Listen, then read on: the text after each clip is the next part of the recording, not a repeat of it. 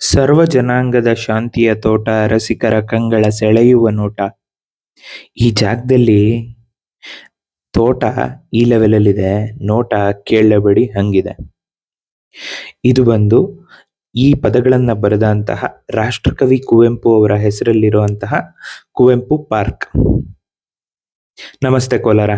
ಈ ಜಾಗ ಏನ್ ನೋಡ್ತಾ ಇದ್ದೀರಾ, ಇದು ಬಂದು ನಮ್ಮ ರಾಜ್ಕುಮಾರ್ ರಸ್ತೆ, ಅಂದ್ರೆ ಅಂತರಗಂಗೆ ರಸ್ತೆ ಇದೆಯಲ್ಲ, ಅಲ್ಲಿ ಪತ್ರಕರ್ತರ ಭವನದ ಎದುರುಗಡೆ ಇರುವಂತಹ ಪಾರ್ಕ್. ಮೈ ಗಾಡ್, ಏನ್ ಹೇಳೋದು ಈ ಪಾರ್ಕ್ ಬಗ್ಗೆ. ಈ ಪಾರ್ಕ್ ಅಲ್ಲಿರೋ ಪ್ರಾಬ್ಲಮ್ಸು ಮುನ್ಸಿಪಾಲಿಟಿಯಿಂದ ಆಗ್ತಾ ಇದೆಯಾ, ಇಲ್ಲ ನಮ್ಮ ಜನರಲ್ಲಿರುವಂತಹ ಪವರ್ ಸಿವಿಕ್ ಸೆನ್ಸ್ ಇಂದ ಆಗ್ತಾ ಇದೆಯಾ, ದೇವ್ರಿಗೆ ಗೊತ್ತು. ಅಲ್ಲಿ ಏನಾಗ್ತಿದೆ ಅನ್ನೋದ್ರ ಬಗ್ಗೆ ನೆಕ್ಸ್ಟ್ ವಿಡಿಯೋಲ್ಲಿ ಅನಲೈಸ್ ಮಾಡೋಣ. ತಮ್ಮ ಅಭಿಪ್ರಾಯಗಳನ್ನ ಕೂಡ ಕಮೆಂಟ್ ಅಲ್ಲಿ ತಿಳಿಸಿ.